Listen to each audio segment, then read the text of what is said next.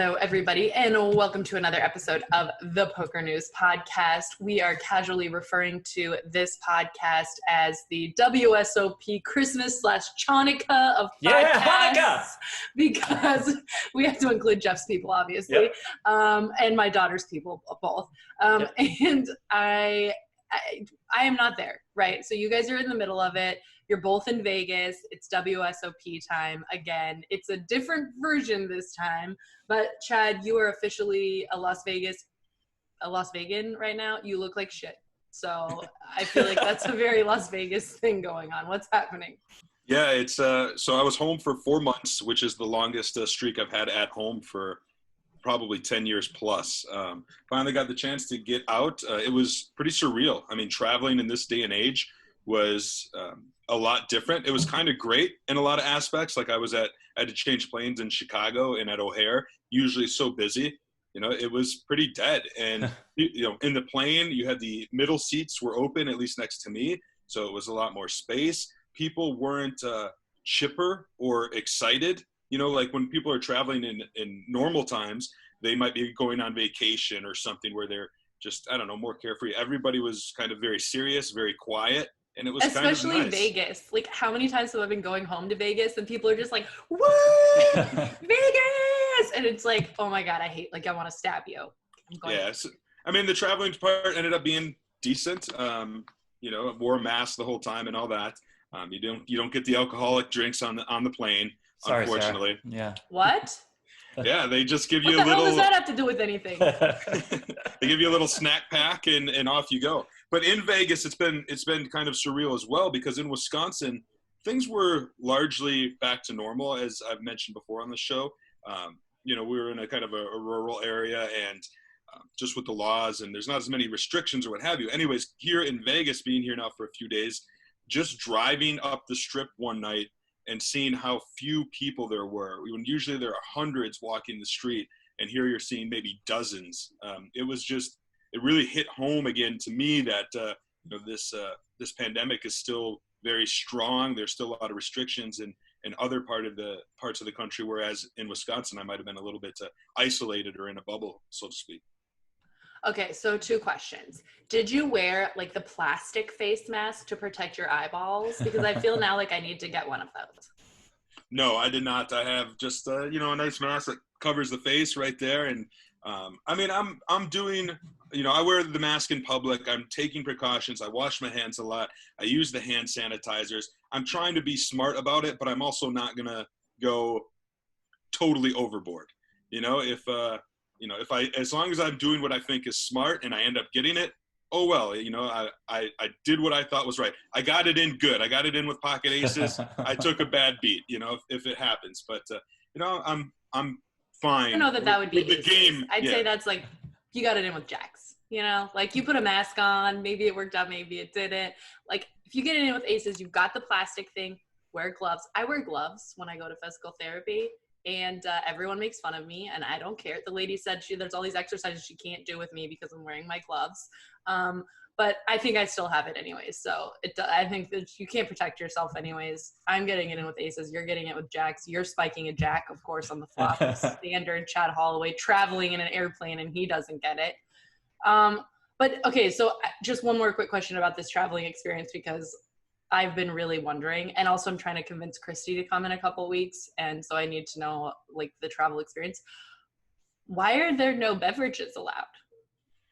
I think it's just they want to limit the interaction and the contact with different things.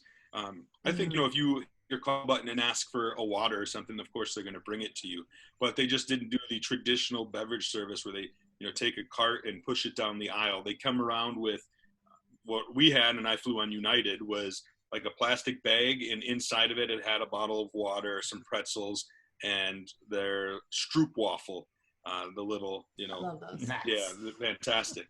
And that was it. They passed it out, and that was kind of it. And I just think they're trying to. What if you bring your own alcohol? That's normally a problem, but maybe we should petition to see what's available at this point. I mean, I think you could. The duty-free shops and whatnot were still open, so I would imagine that would probably be all right. I mean, just sneak some in, Sarah. Sneak some in your purse. Generally, it's frowned upon. Apparently, it's illegal to bring your own alcohol into the plane. You have to keep it in the bag that's sealed. Mm-hmm. But I've made some rogue decisions before when I wasn't sure how long the service was going to take. You know what I mean? I might be asleep by the time the service comes around. That being said, I hope you guys are going to see each other while you're both in Vegas and have a cocktail or whatever it is that you need to have. For those who can't see, Jeff has really upped his game. He started with the standing desk. Now he's got decorations behind him. I'm really impressed with how things are moving for you, Jeff. And so let's talk a little bit about what your next move is in terms of this summer, Jeff. What are you doing with your life? Yeah, good question. You know, I'm still waiting by my phone in case PokerGo calls me and maybe needs me to broadcast any WSOP events. Maybe they just haven't gotten around to it. You know, sometimes my number gets lost, something like that. So if the phone does not ring for whatever reason, then I'm just going to fire a bunch of World Series of Poker bracelet events, because why not? I mean, when you're rich, you're rich. When you're rich, you're rich. And I had to sell a bunch off thanks to my friends at State Kings for hooking us all up there. And I'll display some of the events on stream. We'll have a good time. And here we go. So a couple like little bitty side projects for PokerGo. But as far as World Series of Poker coverage goes, I'll just be watching.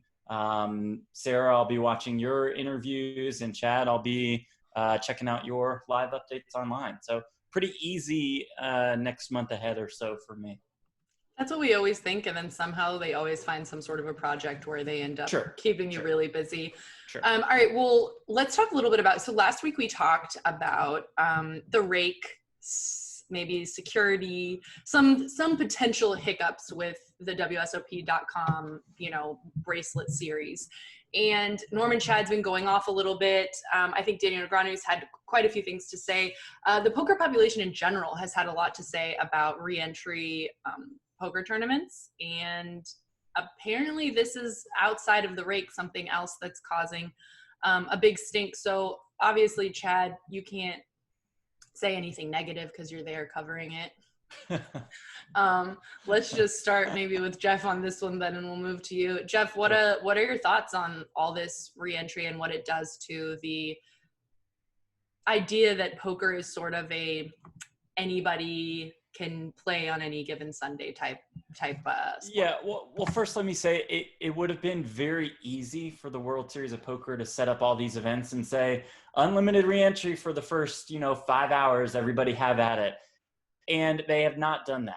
Some of the events are freeze outs. Some of the events have a 2 re-entry cap. A couple events that I saw have a 3 entry cap. And this is as far as WSOP.com goes. So this is the events that are available to players who are in Nevada or New Jersey. So I think that's re-entry in quote unquote moderation. Sure, it could be much better. Sure, it could be much worse. Listen, Caesars has a lot of catching up to do. Don't know if you guys have noticed, but they've probably not made that much money over these last 4 or 5 months or so. They look at the World Series. 5 years, maybe. right, that's true.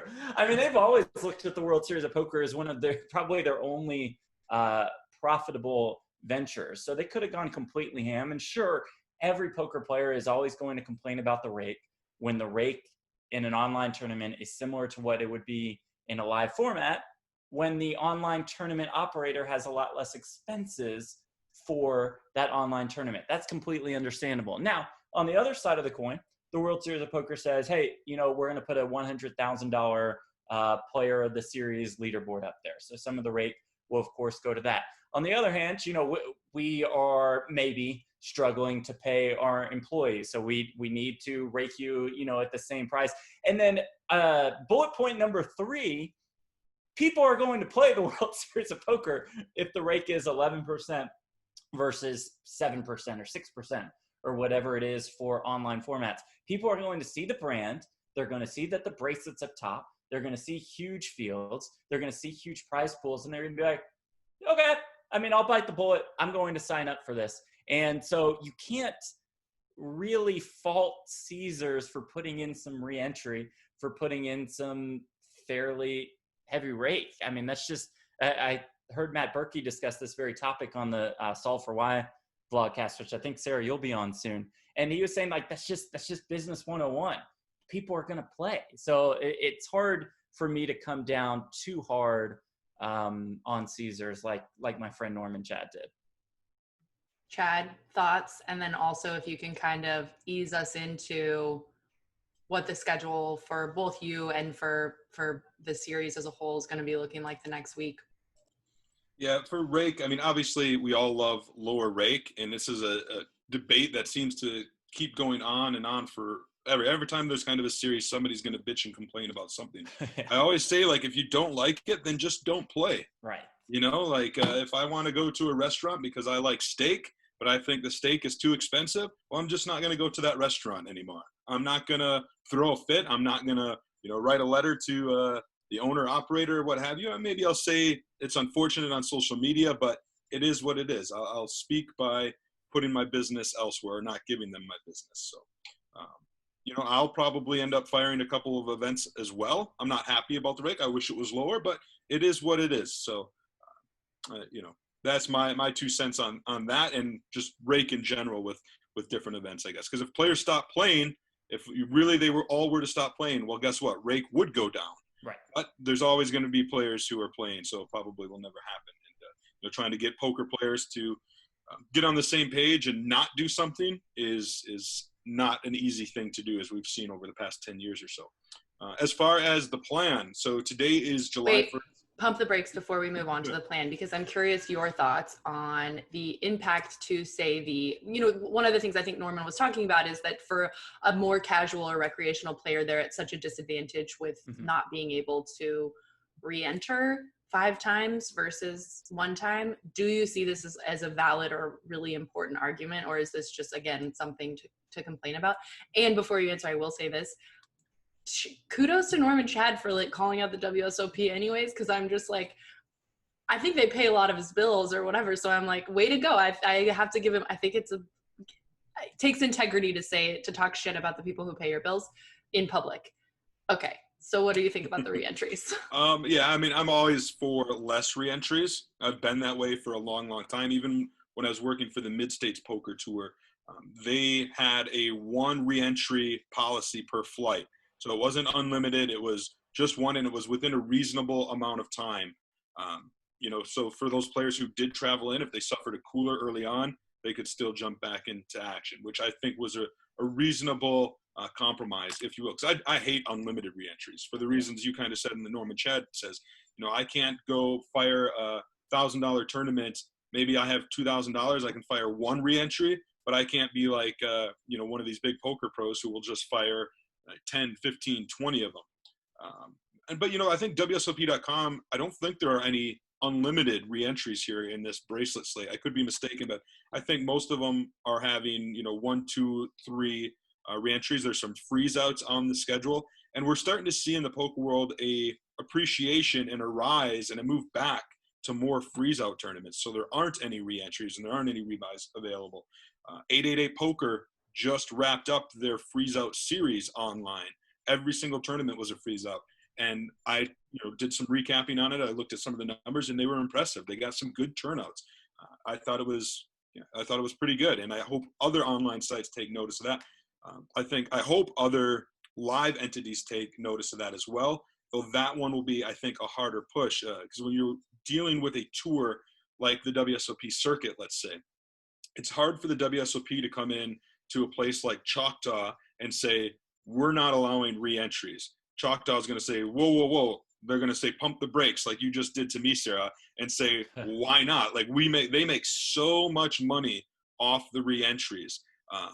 And they're only holding events a few times a year. So they want to make the most out of each and every one of those events. So I think it's going to be hard to stop it in the live realm, but I think a compromise between operators, players, and the venues would be, like I suggest, like the MSPT does, maybe offering 1 re-entry per flight or something like that, where it can't allow those with deep pockets to just fire away, and it also makes it, for those who can't afford to re-enter multiple times, it gives them their 1 bullet a much better chance of success.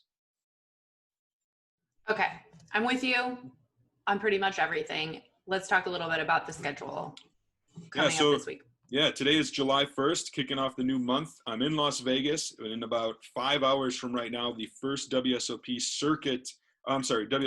Bracelet event is going to be taking place on WSOP.com, a $500 kickoff tournament. We're going to start live updating that on PokerNews.com, and we're going to be updating every single day in the month of July. As we know, there's a different bracelet event each day from now until July 31st, and then, of course, the GGpoker portion, I think, kicks off on July 19th. There'll be some overlap between the two, and then GGpoker continues through August. So it's going to be a busy next 2 months on PokerNews.com as we're offering live updates from every single bracelet event on both WSOP.com and GGpoker. And for you specifically, like in this week, is today sort of the event that you're going to be watching the most? I mean, for our listeners, what do you think are the tournaments they should be maybe paying attention to or sort of putting some time in their schedule to maybe play? Yeah, today's going to be, a busy day just because it's the first one. So we want to make sure everything is going off without a hitch. I mean, I'm sure WSOP.com is feeling the same way. They want to make sure everything goes off without a hitch. From a reporting perspective, this is our opportunity to see what players are going to be playing this, which ones have traveled to Nevada or New Jersey to jump into the action. We're going to have to familiarize ourselves with some of the screen names and things like that. So once we acquire some of that knowledge, it's just going to get easier and easier as the month wears on. I know for me, some of the highlights on the schedule, and of course, they're all either No Limit Hold'em or Omaha events. The WSOP.com client does not have the ability to host mixed game tournaments, unfortunately. But some of the big ones that stick out to me on July 10th is a $600 buy-in monster stack. They're also having a $3,200 high roller on July 14th. I think the $777 buy-in No Limit Hold'em on the 17th is going to be a good one. They actually have another version of that on the 21st, but that's a six-handed event, and those are always pretty popular. And then towards the end of the month, you have some big ones like the $500 buy-in Summer Saver. And you can kind of see, like, the WSOP did what they like to do during the summer. They put some marketing names, some gimmicks, if you will, on some of these tournaments, like, the Summer Saver, the Grand Finale, the $500 buy-in No Limit Hold'em Grand Finale on July 26th. But, of course, everybody is going to be looking forward to July 31st, which is when the $1,000 buy-in championship event is going to take place. Now, this is just the championship event for the WSOP.com portion of the bracelet events. Of course, GGpoker has a $5,000 buy-in main event with a $25 million guarantee on it, which is just crazy. And I'm sure we're going to talk about, and I actually talk about a little bit with our guest, Daniel Negreanu. But yeah, I'm pretty excited about this schedule that will not only be live reporting on Poker News, I might get to play a little bit. And then, Jeff, you're going to be playing probably quite a bit. So I'm assuming you're a little more excited about some of these events. Yeah, I'd say so. I love the ones that you pointed out. I'm also, just from a curiosity perspective, really honing in on this WSOP kickoff event. I'm really curious on the field size. I think it's going to be pretty massive. Our guy Lance Bradley over at Pocket Fives posted a poll, and his biggest option was 1,200 or more entries, and total entries, not uniques. And with, I think, a 2 re-entry cap on this one. I don't know about you guys. I think that 1,200 number gets blown out of the water. I'm thinking we're up to 2,000 entries for this. I mean, this is event number 1 of the World Series of Poker. As strange as that may sound, considering it's like now online nowadays, there are no other poker options. Like, I think this is just going to be massive, but I don't know. Maybe I'm mistaken. Maybe I'm off here. I think it's going to be really interesting. It's been a debate amongst the Poker News team here for a while, because it's not like the normal WSOP where we have worldwide players flying into Las Vegas, right? There's still the pandemic going around. There's still a lot of travel restrictions. And so I think it's going to be, if we took the numbers from the WSOP circuit that we recently had, I think those will be pretty indicative. I think they're going to be larger in all respects than all those, because there are people who are going to be traveling in. It's hard for me to say. I would definitely take the over on 1,200 for the kickoff event. I'd probably place it, just guesstimating, between 1,200 and 2,000. I don't know if I'd take the over on 2,000, but it could surprise us all. It could be absolutely huge. But then again, maybe we're getting a little too excited. Maybe it's going to be like a 800, 1,000 players. We'll know in by the time this actually gets published and the listeners are listening, we will know what's going on with this first event. And I don't know, I'm excited to see, because I don't know, it's not as exciting as the live World Series of Poker generally is, but I'm not going to lie. I am pretty excited about this. It does have a special feel. I do think poker players who aren't even playing it, that are just around the world, are going to be interested to see who's competing and who's winning bracelets, and tuning into the updates. I'll tell you what I will take the over on. We were talking before we jumped on the air, and I said, how are you going to form these live updates for the online events, because they're going to take forever? And you said, yeah, I mean, we expect, most of them to take around 12 hours. I'm going to take the over on time of play. I'm thinking we're, 15, 16 hours or so on a lot of these. I mean, the structures are great for an online event. Unfortunately, WSOP.com does not have the technology in place yet. And I think, Sarah, we talked about this last week, to say, okay, we will stop at a final table, or we will stop after 12 hours of play, and we'll bring the remaining field back tomorrow for a day 2. It's just like, you start at 3 p.m. Pacific time, and you just go until we have a winner. And with 15-minute levels and a 15K starting set, like I think these events could take a really long time.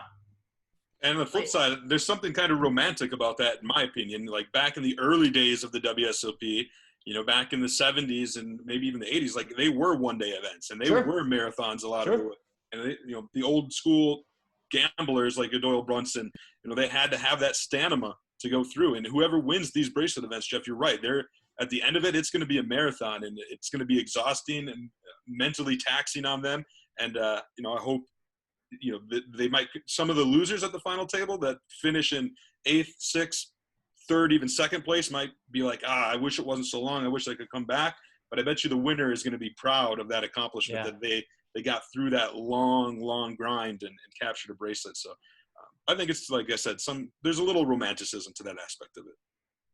There's also, to be fair, at this point, as we know from scheduling things and trying to connect with poker players as often as we do, tons of poker players are coming into those 11 a.m. starts, busting, jumping into like a 3 p.m. start, busting, doing like, their day 2 or what, multi-tabling 2 or 3 tournaments at a time. So there are plenty of players who are also starting their days at 11 and ending them at 3 or 4 in the morning, even when the schedules are designed for them to like have a little bit more time. Like DGen's going to DGen. And I will say, of course, Chad, I'm with you in that I always love anything that feels a little more old school. But I will say that the only thing that's unfortunate about loving this old school super long tournament schedules is that those were the days before Adderall. So whoever has their Adderall prescription ready for this tournament is at a distinct advantage for everyone else who's just trying to keep their lives together. No shame in anyone's game, though. Everyone, I know you need your medicines to keep things going.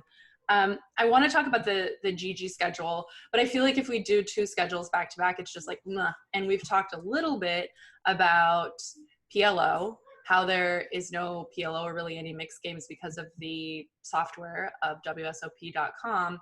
There has been some PLO going on recently. We know Jeff has been very much involved in paying attention to what's been going on with the Poker Masters Online PLO edition.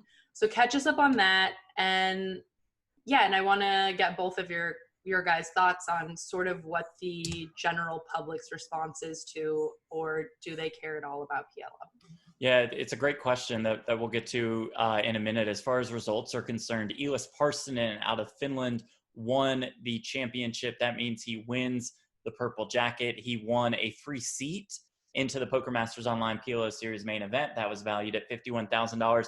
And there was some drama down the stretch because he won the race by 1 point. Both Andras Nemeth and Jens Kulinen, aka Jeans89 online, they each won 3 events out of 14 total. And Parssinen was able to pass them. He was able to win that purple jacket again with a 1 point win. That was pretty cool. As far as the main event is concerned, 29 entries for $50K. Okay, the guarantee was 1.5 million, so just a little bit of overlay there. And Isaac Haxton won that. The Party Poker Team Pro won $675.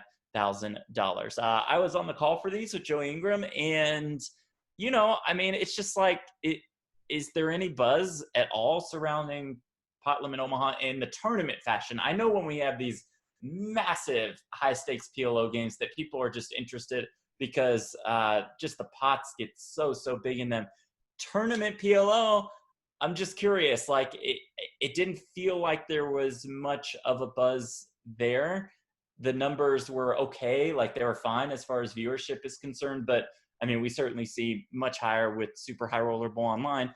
But with that said, you've got to introduce PLO in some form. Maybe this was just kind of the beginning of putting out a high roller Pot Limit Omaha series and just seeing where it can grow. I mean, I don't think anybody expected it to be as big as a No Limit Hold'em series. So maybe this is a decent start. I mean, I don't know. I just don't know. It just didn't feel like there was any buzz surrounding the series overall. When there could have been, because it was such a close race down the stretch, because you had a couple of really big names each win 3 tournaments, that it just kind of faded.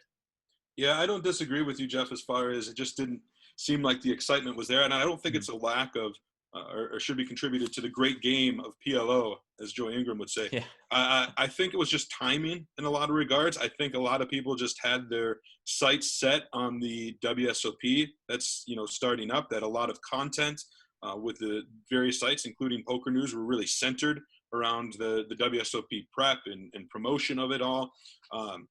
I love PLO. It's my preferred game when I play, and I love to watch it. I would like to see, maybe the poker world as a whole, and of course this is easier said than done, to come up with something like I don't know, every year there's a month devoted to PLO. Like that's like, for what, whatever it might be, September is PLO month in the poker world, where all the online sites are really running promotions on PLO and pushing that. The big PLO series like this one here on Poker Go would take place that month. And, all content from sites, not all content, but a lot of it is just a concerted effort by the entire poker community to really push PLO. That something like that, I think, sounds awesome. Of course, the execution on something like that is probably next to impossible to get everybody on the same page and have that same goal in mind. But I don't know. I think PLO is a fun game. I think it's, the cash games, like you said, are obviously a little more enticing because of the amounts, the pots and stuff, than as opposed to tournament PLO can be quite boring because you're just waiting for big hands to collide. I don't know. I don't know if there's an easy answer, but I love it. I enjoy watching it. I know the PLO players are amongst my favorite in the world. And for me, it was pretty cool to see these guys dominating in the PLO series on Party Poker, the Poker Masters, and to see a purple jacket awarded. I thought it was pretty cool. I was going to say, I think it's interesting because I remember when I very first sort of came into the poker world, it was the time when the Scandies were sort of notorious for these like 4-bet, 5-bet, 6-bet shoves with air. And I just remember there was this reputation, that the Scandies sort of had of just, they'll just do anything. They're total maniacs. And I just thought it was so cool and so much respect. And it's interesting to see also that it's clearly PLO is a game that at the very highest levels is attracting primarily, or at least like pretty predominantly, Scandies, which is I'm curious what you guys think. Is there some sort of like genetic predisposition towards gambling, like loving the feel of gambling? Or is it just that they are, on such a high level that they kind of, moved past Hold'em and said like, this is the next game, let's, get this. Why do you guys think there is this real pull or from this specific region of the world? That's a good question. I talked to Joey a lot about this throughout the broadcast because we kept running into either Finns or Swedes, at the final table. I mean, if you look at the top 10 for the series overall, Ewas Parsonen in first, Jens Kulinen in third, Akuyo Antausta, another guy from Finland, in fifth, Ben Sonnert from Sweden in sixth, Sami Kalapuro from Finland in seventh, Victor Blom from Sweden in 10th.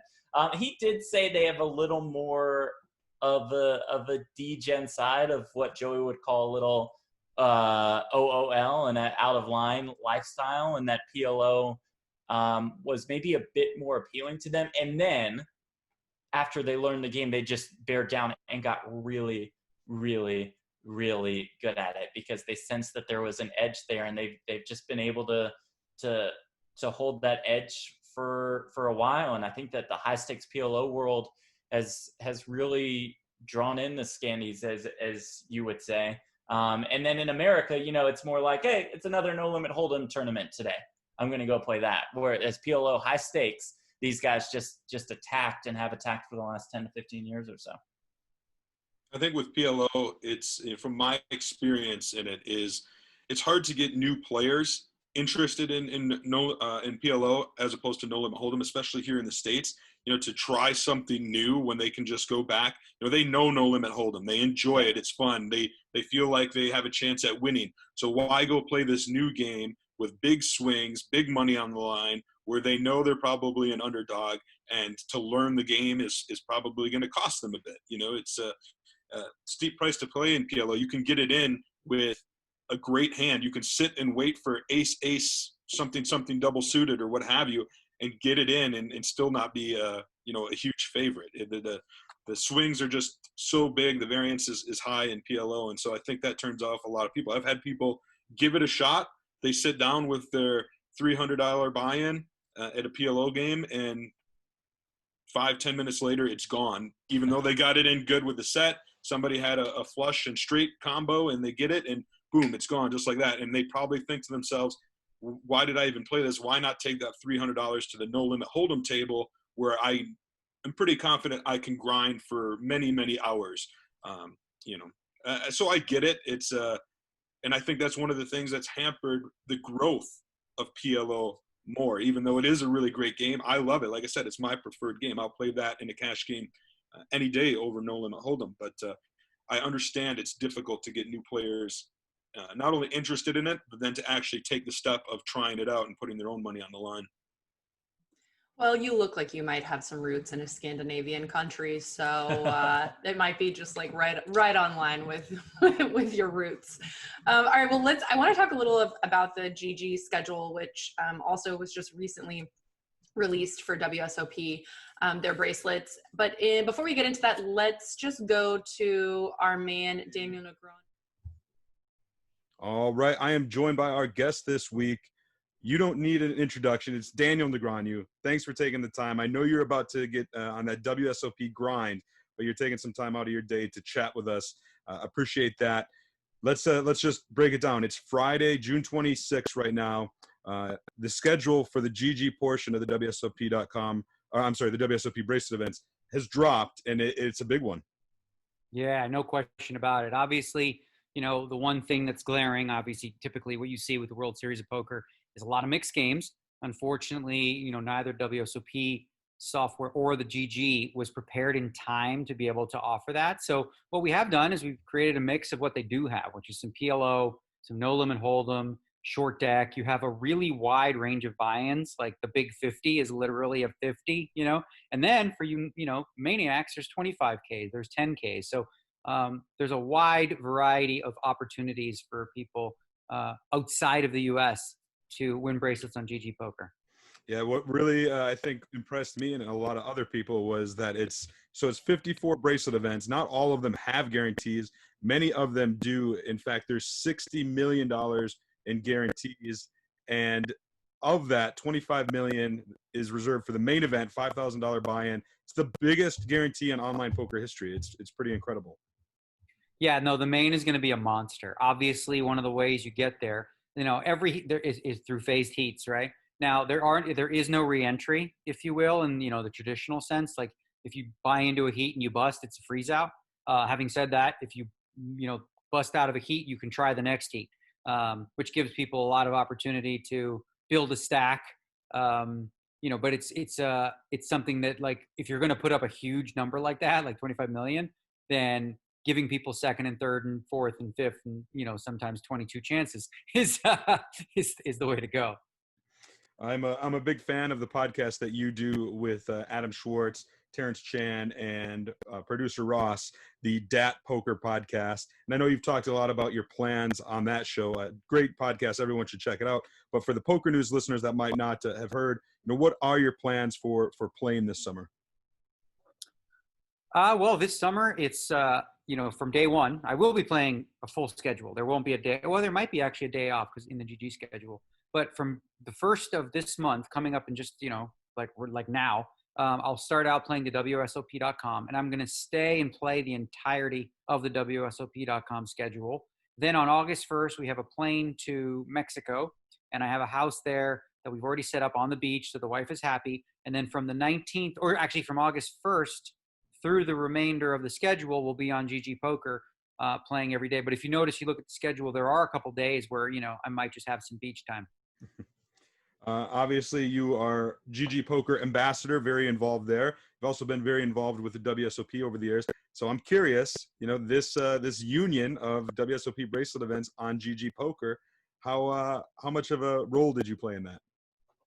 Well, I mean, it's hard to say, but I will say that it's no secret that I've always been a big fan of the World Series of Poker ever since I was a little kid, when I was like 16, watching Phil Hellmuth and Johnny Chan heads up and thinking, wow, so blown away by it. But I've always really had a great relationship with the people at the World Series of Poker, very aligned. They're good listeners as far as I'm concerned. So seeing the two brands come together was like a dream come true for me. Like, I know that, the other companies, the other online companies were trying to get rights to the World Series of Poker. So for them to go with us, with GGpoker, was really, really felt great. It's great for sort of the emerging, online superpower of GGpoker, which is what it is now. To be associated with like the premier brand in all of poker since 1970. It's part of what's cool about the World Series is the history, right? Like nothing else matches that in those terms. And obviously the World Series has gone through different periods of, like, sometimes you had a bracelet given away when there was two players. Sometimes you had mixed games of it, mixed doubles. You had online bracelets. So everything evolves and changes. And this year, because of COVID, we obviously aren't playing live, but we do have the benefit of being able to award bracelets online. One of the bracelets is going to be event number 38. It's a $25K buy-in. Now, I'm curious. It's titled the Poker Players Championship, $10 million guarantee, which is great. Is this, are poker fans supposed to think of this in line of, the Poker Players Championship 50K from years past, which has been played in a mixed format, whereas this is no limit? Yeah, well, listen, so one of the things we wanted to do was make the online, series kind of reminiscent of what people are used to, with a Millionaire Maker, with a Colossus, a PLO Series, and, the Players Championship. I wouldn't classify it as the same thing, obviously, as the mixed game, because it's very special and unique in that regard. But like we just decided to signify that one specifically. Now the question is, going forward, like, is that the PPC champion for, like, does that go on the cup? I would say no, but I haven't looked into that. Sure. But I would say no, because I think in order to win that, like the grinder has 3 times, which is insane. Then you'd have to be, mixed game efficient. Speaking of mixed games, let's envision a world where maybe this is a huge success this summer, which I think it will be. The WSOP and GG want to do more down the road. Mixed games, there's a big clamoring for it. Do you think that is something GG is going to, pursue going forward? Obviously, it's not going to happen in time for this WSOP. The schedule's already out. But if there's future collaborations, do you think we might see some mixed games? Yeah, well, obviously, like if you look at GG software, which as far as I'm concerned, and many people who've played it, both mobile and on and like on a laptop or in a computer, is like cutting edge. It's really great. So for us, once this deal was made with the World Series of Poker, there just wasn't enough time to do it justice, to do it right. So unfortunately, we weren't able to release it for here. But if you have a full year in advance, where, for example, you're going to partner and do some things like that, now that gives us a lot more time. As far as the popularity of mixed games, now, when you look at some of the other, sites and stuff, there isn't a ton of traffic outside the US. And obviously at this point, GGpoker isn't US based yet, like we're obviously working just like everyone else is to get licenses. But I would imagine that, if there was something going forward, in the next year, hopefully we can just play live and have some sparing online events and not have to do the whole thing again like this. But I would imagine that given a year that, we would be able to come up with something where we can really just sort of create a facsimile of, the World Series with all the mixed games involved. You're known for prop bets during, the WSOP and bracelet bets and what have you. Do you have anything like that going on this summer? Anything on the side? I did offer a couple prop bets. I threw out to the world. I said, I'll take 2.5 to 1 on winning a bracelet in 2020. And I said all encompassing. So that if that happens on WSOP, GG, or if there is a live one later this year, all of it counts. So I'm taking 2.5 to 1 on that. And I also offered even money to, anyone on a must-win bet where I'll take up to 100K per player, and I've already gotten the cap on several of them. Ali Amshurovich, Plino Pads, and Connor Dryden have all took me up on that. Or actually, what we're probably going to have to do here is do like WSOP only and GG only, because not everyone is going to be able to travel for both. I'm going to be doing that, but that's not the case for everyone. So I imagine now that the GG schedule is out, I'll have a lot more interest. I know Daniel Devoris, showed some interest. A lot of people that are going to be just on the GG client might be interested. Of course, for me, I would have to stipulate that doesn't start until August 1st, because I'll be here in Las Vegas, which unfortunately, because the U.S. government's it's kind of weird. Like you cannot play in the U.S., so I have to, travel all the way to Mexico. I want to ask, I'm a big fan of the 25K fantasy draft, and I tweeted at you a while back if that might happen.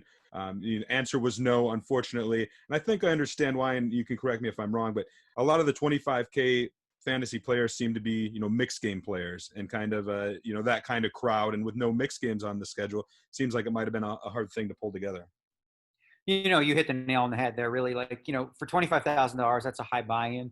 And typically the group, we get like 12, usually about 12 entries, and they're all from the mixed game world, because the way that the point structure works for the 25K, it's very mixed game heavy and high buy-in heavy. So the other problem I had, like I considered doing something online, which would be a lot more no limit prevalent, but like, then I'm not sure how it would work with screen names. And like, I wasn't sure what we were doing with that. Now, as you see on GGpoker, you will have to sign a release if you're playing in bracelet events that at final tables, you're going to be playing real name.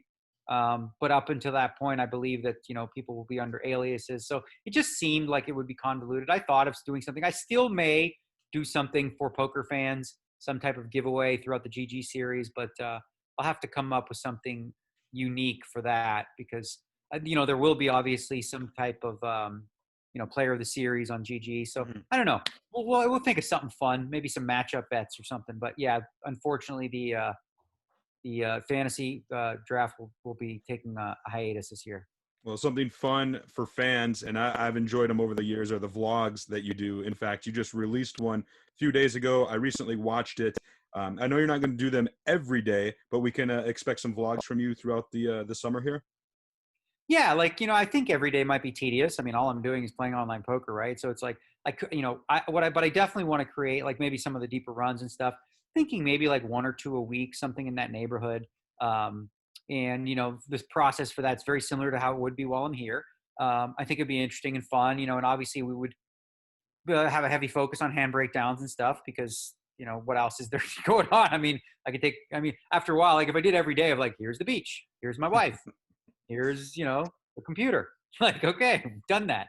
So I think it might need to be monotonous, but I definitely think we can pop out 1 or 2 a week and just kind of, and who knows, maybe like, if I'm deep in something, there's possibility of streaming, although I don't really know that that's a good idea from a distraction perspective. And I'm taking this very, very seriously. Like I'm approaching this as I would, the World Series of Poker Live. I'm all set up. Like I said, I've been planning ahead for food, for everything. Normally I rent an RV, here in the Rio parking lot, and now I'm renting a house. And frankly, the cost is about the same. So it's not costing me any more money. You mentioned the beach down in Mexico. You're obviously got the beach body going on. It's been on social media. It was in your latest vlog. Tell us a little bit real quick about, you're cutting down, and I mean, it's pretty incredible what you did. I was very impressed. Yeah, well, a guy named Fritz Hortzman, who he has a podcast called the Vegan Fitness Podcast or whatever. And that's how I found him. And I reached out to him because he does coaching and stuff, and with his Game Changer Academy. And I found I learned a lot just, over a 6-month period. Like he takes a very different approach where, most times when people talk about bodybuilding, they talk about bulking up first, like gaining a bunch of weight and then cutting down. He goes the other way. He cuts you down first, and then, you look good and you're lean, and then you start to add like, lean muscle on top. And that's the phase I'm in now after 6 months. I went from about 176 after Rosvidov, and I bottomed out at 139.4. Wow. So this week is already transition. I feel great. I mean, I feel super healthy. Obviously, a lot of people, when you see a face like Chad, I'm not, whatever. If you lost, let's say, I don't know, 40 pounds, right? Your face can look completely different and your neck would look different. And people might go, oh my God, are you sick? Are you okay? So like people look at the neck and they see skinny now. And people think I'm sick. And it's like, no. I'm actually about 12% body fat, which is just extremely healthy. I can see my abs, which is awesome for the first time in my life. And that was kind of a goal of mine. And now the fun begins where I can start putting candy, Oreo cookies, and popcorning back into my diet, which is awesome. Yeah, that's certainly a day to look forward to, right? When you can add all that back. Because I know you were doing the kale shakes and all that. I've seen I've been watching the videos. I've been keeping on top. Daniel, real quick, those who are interested in playing the GGpoker series, I've heard you plug it on the Dat Poker podcast. You can plug it here. Is there a code that they can use to sign up or anything like that? Yeah, well, obviously, there's a deposit bonus if you use promo code Daniel. And you're going to want to get some money in there because there's a lot of events, and you don't want to be there going, oh my God, I want to re-enter, I want to play, and you're out of cash. So I suggest getting it all your ducks in a row. The good news is with GGpoker, they do accept Bitcoin, which is obviously very, very easy if you are, versed in that sort of thing. And so there's plenty of payment options, and Bitcoin I find to be, just really, really easy for online poker. It's always great to have Daniel on the show. He never ceases to amaze me. He never tires of giving all of us plebes and peons in the world his time and energy, and I just really, really appreciate it. Chad, I want to talk to, we've been sort of patiently awaiting the official release of the WSOP schedule, and word on the street is someone else snuck the scoop, which poo-poo on them, however that happened. But after kind of looking at what did come out, we had spoken to the guys at GGpoker, and they did mention several things that they're really excited about, some things that they think are really gonna perform well, some things that are really gonna give back to the world, etc. So let's talk a little bit about what are some of the events and things in the schedule that you're excited about. I think one of the things that I'm pretty excited about is that this is a WSOP event, or at least some of the events with guarantees on them, right? We don't see that with the WSOP.com portion of the schedule. We all know GGpoker is pretty bullish in going out there and putting guarantees on their events, and that was evidenced in the biggest way with the main event that they're doing. It's I mentioned earlier in the episode, $5,000 buy-in main event, and it's going to have a $25 million guarantee. I believe that's the largest guarantee ever offered in the history of online poker. And we had a meeting once. GGpoker goes big. They go big with their guarantees. In one of the meetings with some of the officials, one of them said, this guarantee is enough to make them nervous, which I think is saying a lot. And it is a $25 million guarantee, $5,000 buy-in. I haven't even done the math. What's the math on that? I mean, you guys know offhand? I'm typing it in as let's see. 5,000 players. Yeah, they need 5. Okay. You got it, Jeff. The 5,000 players is what they need to hit the guarantees. So, I think. Go ahead. On that note, I think it's the part of the leak that Sarah mentioned. I think maybe Pocket Fives posted it, or somebody was like, and with 22 flights in the World Series of Poker main event, players will have 22 chances to run up a stack to get to day 2. And of course, Twitter, just absolutely flipped out. And it took Negreanu being like, hold on a second, everybody take a deep breath. We will have a ton of flights, so everybody will get their chance to play the main event, but we are going to cap your bullets at 3. So the most you can spend on your World Series of Poker main event journey is $15,000. This is big, as Chad said. This is bold, as Chad said. I think this is pretty cool that GG is just absolutely going for it here with a 5K $25 million main event, a 3-day tournament. And I'm looking forward to it. I'm really curious to see how their entire schedule goes, but especially that main event, because it just is so bold. And I think that's really, really good for the game. And then another note that Negreanu has mentioned is you can just go to a hotel and play. With some online sites in the past, if you've had to travel internationally, you have to give them proof of address of ownership of that address. And now you can just be like, hey, I'm at this hotel in Cabo, so you're good to go as far as firing in GG. I think another thing that's pretty exciting on the schedule, on the opposite end of this huge main event, is we're going to see the lowest buy-in WSOP bracelet event in history, the $50 buy-in Big 50 tournament, which I think is going to be absolutely huge, giving players a chance at a bracelet for $50. On a personal note, it's just going to be great for me, because when I won my bracelet back in the day, it was the lowest buy-in event on the WSOP schedule. Now I can say my bracelet it cost 10 times as much to get into my event as it does this big 50. So a little bit adding some credit, I guess, to my bracelet. But no, seriously, the big 50, it's going to get so many players. My event was only 898. This is probably going to get 10 times that much, not almost 9,000, I would say, probably even more. I don't even know, but for $50, who isn't going to be firing away to try to win that big 50 bracelet?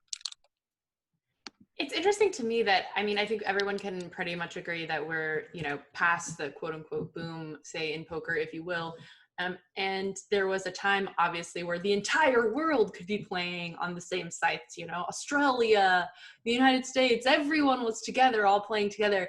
And that still here in 2020, which sounds like the future to me, it's crazy, but that the biggest guarantee in online poker history will be happening now is kind of amazing. I think so too. I think, sure, maybe it's not the word boom to use right now, but I mean, it's close. I mean, it's a very big upswing, uptick, at the very least, as far as entries are concerned. This is a pretty bold step for the World Series of Poker to take, to shift their events to online. Sure, that they're still planning on having an actual series in November. That does not look particularly fantastic at the moment. So to throw this online and say, here we go, we're going to put this many bracelets available, I think will draw in a really, really big crowd, not just in the States, but internationally as well. And it allows us to dream for maybe, 2030, when everybody can play together in online poker. That probably has no chance of happening, but it's 10 years out. Let our dreams live. I wanted to mention real quick, since we're on the topic of GGpoker, on PokerNews.com today, we just published everything you need to know about the GGpoker WSOP online bracelet, a guide that answers all the questions from how to download GGpoker, how to create and verify an account, the countries that you can play from, the promotions that will be going on, the leaderboards, some frequently asked questions, just this really all-inclusive guide. And we did the same thing with WSOP.com. So if you have questions about any of these bracelet events, go to PokerNews, just type in everything you need to know in the search bar, and these two articles will pop up. They really do. We took all the questions I've been seeing on social media, and if we didn't know the answer, if we couldn't find the answer online, we actually reached out to WSOP or GGpoker to get the answers. And so, these are really great guides, a lot of useful information. So anybody that is thinking about playing or has any questions, definitely check those out. Okay, so obviously all of this is important and exciting, but clearly we know the story that I've been the most interested in this week is Phil Hellmuth putting his house on the market with Las Vegas-based realtor Karina Jett, tweeting that he wanted to throw it out there, for his poker peeps, that if they wanted, to get a first dibs, first chance, $430K. He puts up some pictures. It's in the Las Vegas Country Club. Then, as my armchair detectives or sleuths in the poker community tends to do, which I just love my people out there, things get really dicey, right? So the first thing is someone goes out and notices, that the estimated value of the home on realtor.com or something like that is $363,500. So why the markup? Which of course leads to an amazing Twitter battle about the markup. Do you guys want to comment on that before we go to the next portions of the story? I mean, you can talk a little bit about this markup situation, right? In general, well, this is a Phil Hellmuth standard move. Yeah, I mean, it is a standard Phil Hellmuth, but I'm also in the when it comes to the markup debate, kind of like the rake debate we talked about earlier in the show. With markup, people can ask whatever they want for markup. Yeah. Just if you don't like it, don't pay it. Don't buy a piece. Same with the real estate. I bought a couple properties back home in Wisconsin, and there are some houses I've eyed up that I don't like the price, so I just move on. Maybe they're asking above what it's worth. That's their right to do that. Maybe they'll get it. I know one house went where I probably wouldn't have paid $100,000 for it. They were able to sell it for $130,000. There are buyers out there. Somebody is going to buy this house at the price that Hellmuth's asking. would be my guess, at the markup and all that. So I would put it on Twitter too if I was dramatically overestimating the value of the house. Before we put it on MLS, I just wanted to check with all of my very good Twitter friends that I love so much, just to see if you would buy this lovely house at $430,000. I love it. I love it. And then we really got deep into the story when another Twitter person, another Twitter follower, discovered that in one of the other sites, and I'm trying to figure out, I've been on the house hunt for a while, so I'm trying to figure out and distinguish which, like, all of these different sites. It is quite interesting, when you're looking, you've got like your realtor.com, you've got your MLS, you've got your Trulia, no, that's a drink. I don't know, whatever. I have like 6 different apps in my home buying search, and they all kind of give you Zillow. They give you like a little bit of different information when you're really digging. And someone discovered that the house was labeled as pre-foreclosure. So that was very interesting. And we called on Joey Ingram to maybe like dig into the details. Is Phil not paying his mortgage? Although Chad can at least attest to the fact that Phil just donated $5,000 to keep the lights on, right? So can Jeff. Yeah. So. And I can confirm with you now, I actually spoke with Karina Jett last night, that it is not in pre-foreclosure. Okay. I don't know why it says all that. There is a lot of misconceptions out there, she said, and hopefully we'll be able to clear some of those up, because I was actually talking to Karina Jett for a number of reasons. Number one, she is a Las Vegas-based realtor in addition to her poker accomplishments, and she is responsible for the place I'm staying in right now. I went through her to help find this rental in Vegas. And so when I seen this news about Hellmuth, I said, you know what? I know Karina. I talk to her frequently. I was talking to her that day because of this place. I said, let me reach out and let me see about the possibility of going to this house. Let me get a tour of this house that I can record some video. I'm going to send it to you, Sarah, and then you can work it into a video here for PokerNews.com. We'll get the inside, behind the scenes. I'll take videos from all the different rooms or what have you. And then I'll actually ask Karina to clear up some of these questions and what have you about, the foreclosure stuff and whatnot. She had to get permission from Hellmuth, and he did grant me permission to do this. So now it's just a matter of finding a time where I can go over there and, check this place out. I'm actually kind of excited about it to be in the place where the poker brat lived, where he was staying when he's won some bracelets and what have you. And I don't know, just give the story about, the Hellmuth crib. How's your rental property for this next month? I mean, it's a month in Las Vegas, so I hope you're happy with your selection. Yeah, definitely. And this is, I've been coming to Vegas now for a decade, spending the summer here. So I've learned how important it is to have accommodations that you like. The idea of staying at a hotel came up amongst, when we were planning logistics. I put the kibosh on that right away. It's, I don't like to stay in a hotel for a month straight with no access to a kitchen, with no access to, a washer and dryer and things like that. For me, it's finding a place that's comfortable, that makes it feel a little more like home. And we definitely have it. I'm really impressed. It's really nice, really clean, great internet. We've got a pool just almost right outside the door. And yeah, it's going to be, the PN headquarters, if you will, for the next month. And I'm looking forward to it. It's a good place to spend a month. So. And I got the master bedroom. There we go. Yeah. You won the first flip of the summer. I just love the internet, basically. It's amazing. It's, it's so great that you can just start these like ridiculous rumors. You can get these dicey debates going on. You can find little tidbits of information.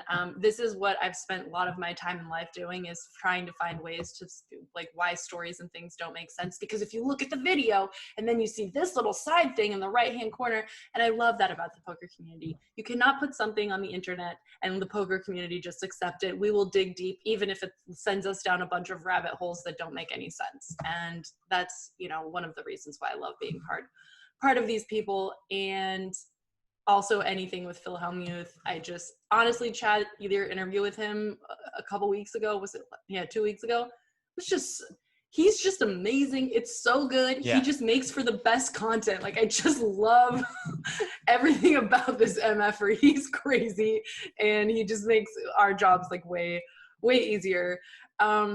We got just a couple more stories. Oh my gosh, you guys, we've been talking for ages. What's going on? One more, I guess 2 more pieces. One that's kind of not okay. Let's just stick in the category of like funny random stuff. My boy Larry sent something, Chad, to you. Am I right? About Miss Maria Konnikova. What about it? Just that, she's like hitting the mainstream, and okay, sorry. Daddy Holloway is up in the mix. You called him Larry, and I'm like, Larry who? And then I'm not thinking that's Dad. That's my dad's name. I was thinking like Larry Ormson or somebody. Yeah, no. So I woke up over the weekend, and when I'm home in Wisconsin, I stay with my father. We're kind of like a bachelor pad, if you will, because he's older and single. Anyways, he was up early on Saturday. I woke up, and he said there was just this segment on CBS this morning. And it was about poker and about, he was trying to explain that there was this girl who wrote a poker book and what have you. And I kind of put two and two together, and I said, was it about The Biggest Bluff by Maria Konnikova? And he said, yeah, I think that's it. And like unbeknownst to him, he was sitting in his recliner, and about 3 feet away, sitting on top of the printer, was a copy of Maria Konnikova's book. I read it, of course, and I actually had an extra copy. So I had set it there because I did a Twitter giveaway to give away that extra copy. And anyways, it was sitting right there, and I just thought, wow, it's a pretty small world that, kind of just coincidental that was happening right there. But I also thought it was really cool because, my dad, he knows what I do in poker, but he's not really actively involved. He doesn't know the game of poker very well. He just knows that's what I do, and I travel for it. And so for him to kind of get a vested interest in it, just even for a moment, by watching this segment that was in the mainstream, I thought was pretty cool. It meant a lot to me. And then I was just really appreciative of the fact of, when we see mainstream news cover poker, a lot of the times it's for the negative. And so for Maria Konnikova to be getting the sort of mainstream attention, positive mainstream attention she is for her new book, which is fantastic, I just think is great. It's cool to see, and it's huge. There's an article in the Washington Post. There was an article in the New York Times. Here she is on CBS this morning. These are, this is a level of reach we don't really see very often. And of course, Maria Konnikova is, long before she was in the poker world, she was kind of an established journalist, writer, psychologist. And so she has a strong network. And I think, that's obviously helped her with the promotion of this book, with getting in front of some of these mainstream outlets. But I think it's just a great service she's doing to the poker world, in addition to the book, which in itself was a great service to the poker industry. I read Chad's tweet and immediately sent the video to my parents, who watched the CBS This Morning segment, and they loved it. And I had sent them a copy of Maria's book because I thought it's something that they would enjoy. You don't have to be the biggest poker fan in the world to enjoy not only the story, but just the way she goes about things, the way she throws out certain life lessons that she's gained from poker. I just think it's truly terrific in so many ways. Chad mentioned all the other mainstream attention. You have Washington Post, New York Times, one of my favorite sports betting podcasts from the Action Network, which is absolutely huge. I'm scrolling through my podcast app, and all of a sudden it's like, boom, we have Maria Konnikova on today. And it's just like, this is just where she is. She's just all over the map, and it's really good to see. It is really, really good for poker. And as we've said again and again, I cannot recommend the book highly enough. It goes back to this, real, I think, lack of understanding in a lot of the general population that poker is in fact a game for intellectuals, right? Yeah. And for strategists and, for people who really are looking to challenge themselves, in mind games versus this, idea that it's just a gambling fun, get drunk with your buddies or whatever, having somebody with such a brilliant mind go out there and showcase exactly what this game really is, I think is just so beneficial for poker overall. And have you guys been paying attention to the Barstool Sports guy who started investing in the market, who started playing the market? Stool Presidente, Dave Portnoy. Yes, Dave. Just running the stock market. It's been amazing world. to me because I'm just like, what's so hysterical is it's just watching this, and obviously the Barstool Sports guys are also into poker in this, but like seeing him sort of expose the market for the gigantic like gamble that it is. And then on the flip side, we have Maria Konnikova exposing poker for the real intellectual sport that it is. I just am like, Great point. finally, thank you, Jesus. Everyone's going to see that poker is, you know, maybe even more of an intellectual game than playing the market is. Probably won't work, but that guy's amazing. Did he just make like $5 million just like randomly picking using like Scrabble pieces? He's had a very swingy. He's had a poker tournament like run of variant. So you know, up $1 million in a day, down close to $1 million the next day. I think overall though he's doing well. He's up. He's been on like CNBC and Fox Business. It's been kind of fun to keep track of. Yeah, he's funny as all hell. All right, well, we've got one more story to talk about. David Coleman wins the Party Poker US WPT Online Poker Open. It should come as no surprise. I have no idea. I didn't pay attention to this at all. So I will just hand this one off to you guys.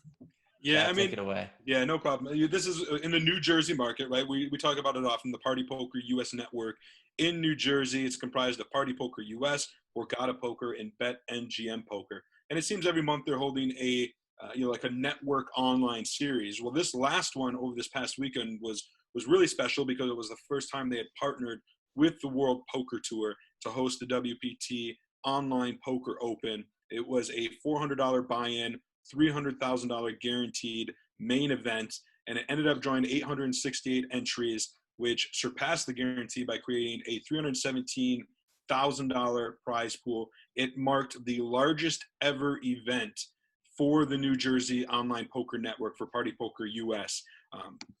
As it continues to grow, it'll obviously surpass that, but I think it was a pretty exciting mark to beat, surpassing the $302,000 prize pool for a $320 buy-in, $250K guarantee tournament back in March. So very exciting. It was a success. Obviously setting a record. I think the WPT was very happy. I know Party Poker US was very happy. And I know one man who was very, very happy was David Coleman, AKA the King 411. He ended up winning the tournament for over $56,000 plus an $11,000 prize package that includes a buy-in into the next WPT in-person live event at the 5 Diamond World Poker Classic in Bellagio. Now that's traditionally slated in the December time slot. And so hopefully, that's still 6 months away. Hopefully that tournament goes. David Coleman will be there. But we'll have to wait and see what the poker world holds. I actually had the chance to catch up with David Coleman for a real quick short winner's interview about taking down the WPT Online Poker Open. And here it is. All right, I am joined by our guest, a big winner this past weekend on the Party Poker US Network in New Jersey, one David Coleman, a.k.a. the King 411 on the Party Poker US Network. David, thanks for taking the time to chat with us, and congrats on the big win, winning that WPT event out there, the WPT Online Poker Open. Yeah, thank you so much. Yeah, thanks for the invite. Yeah, very exciting week for me, for sure. Yeah, absolutely. I mean, it was a big tournament. It got 868 entries, surpassed the $300K guaranteed prize pool with a $317,000 prize pool. That made it the largest event ever in the Party Poker US network, the New Jersey Online Poker Network there. What was it like to win that event, what ended up being the biggest ever? It was extremely exciting for sure. Like, I didn't think – for some reason this tournament felt a little special. Like, when there's like 50 people left, there's usually like just a distant hope of winning the tournament. But for some reason this tournament was like, I don't know, I feel like I'm going to be a WPT champion today. And sure enough, like, this thing just went my way one hand after another, and just flopping trips, flopping flushes, and making my life easy. And soon enough, I won the tournament. So yeah, it was great. $56,000 up top is a nice chunk of change. Any plans for that money? Yeah, not really. Just trying to save up as much as I can, invest. Maybe in the near future, I'd like to buy a home. Okay. So definitely going to use it towards that, but we'll see. What's the story behind the screen name, The King 411? Oh boy, I am not proud of this name. I don't like it. It's an older name. It was a very poor pun. play on words of, poker the king, but it's bad. It's bad. Well, it's a name I'm proud of my other names. I really am. I hate that name. All right. You care to share what the other ones are? Sure. I'm on WSOP Day, and that was kind of derived from Tom Dwan Durr, one of my idols growing up. And some of my friends when I was growing up called me Dade or Day, kind of short for David. Sure. So, yeah, that was the birth of that name. I'm also Coles93 on PokerStars, just Coles, nicknamed Coleman. And on other sites, I'm Down to Muck. All right. Which I'm very proud of that. I like it. Well, the King 411 is one that I've been seeing on our coverage of the Party Poker US network. In fact, you won last month in May. It was the Party Poker US network online series. They had a main event, $400 buy-in, 100K guaranteed tournament. You actually won that as well for $21,000 after striking a heads-up deal. So you've been kind of on a heater. Yeah, for sure. It seems like every time Party has a big tournament, I'm in the mix. Definitely running really good. So it's nice. What is do you like the tournaments that Party Poker US are doing? Is it whenever they do have one, is it something you plan to play? Oh yeah, I'm pretty much a regular in the online scene no matter what. So when they have the big stuff, I'm definitely in the mix. Yeah, I play on Party like almost every day, so I definitely will not miss the big stuff. And do you play mainly tournaments, cash games, a mix of both? Definitely a mix of both. I started off as a cash guy, and then I transitioned to tournaments like maybe 3 years ago, and now I'm like solid mix of both. But I'd say a little bit more in the tournaments. You mentioned you have a WSOP online screen name, and the WSOP online bracelet events are just starting up, and you live in New Jersey. You can access them. Are you going to be competing for a bracelet?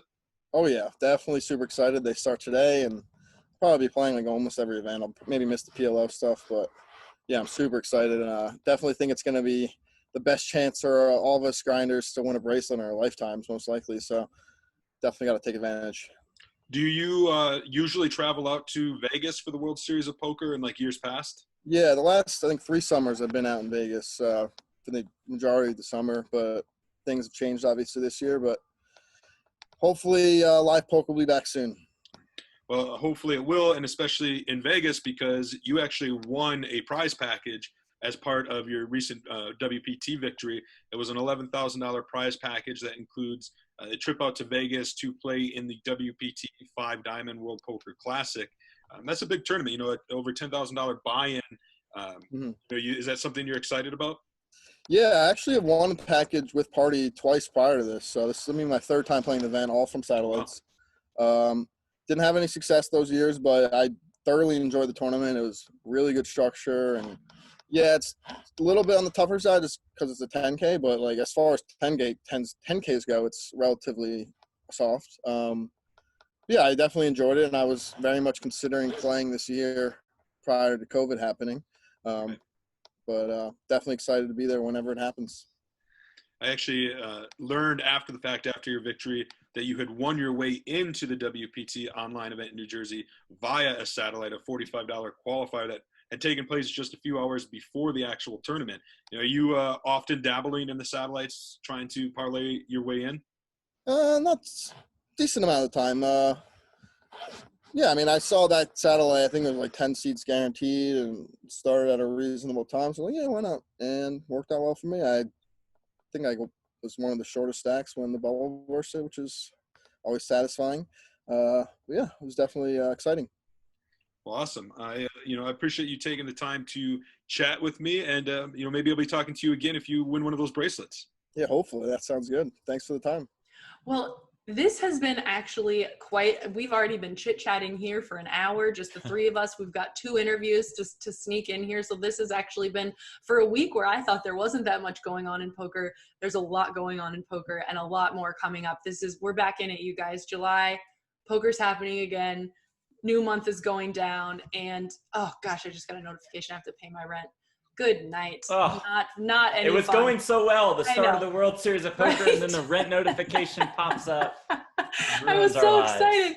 Oh, all right. Well, Well, I just like you guys. I love catching up with you guys. I really appreciate it. If you've got ideas for stories, if you guys hear the scoop on what's going down with, Phil Hellmuth's house, or you guys have somebody you'd love to hear from and want us to interview, you can get at me at Auntie Chardonnay, at Chad A. Holloway, at Jeff Platt. Please go on, rate, and review. You guys, we're starting this world all over again, and we just need you guys to say that this particular trio of podcast hosts is hands down the best trio of podcast hosts ever to come on the PokerNews podcast. Fine if you don't want to, but if you do, we will read it out loud and maybe tell you how much we love you on the show. Anything else before we let them go, guys? That's it. So. Boom. All right, we'll catch you guys on the flip. Deuces. The key to winning big is using every little bit of knowledge to your advantage. At OddsChecker, we give you the edge. Better odds, better picks, and better offers to make you a better bettor. Why settle for less? Quickly compare the odds at every sportsbook to ensure that you're getting the best price to maximize your return. Not only that, but we have experts on every sport, from hoops and football through to soccer and boxing. Our experts analyze the form and study the stats to deliver you totally free picks and parlays. OddsChecker also highlights the most lucrative welcome offers in the industry. If you're looking to open an account, then you are eligible for hundreds of dollars in totally free bets. If you're new to legal sports betting, then we're here to help, offering simple advice to understand betting guides and updates on your state's current legislative situation. Visit us at www.oddschecker.com/US.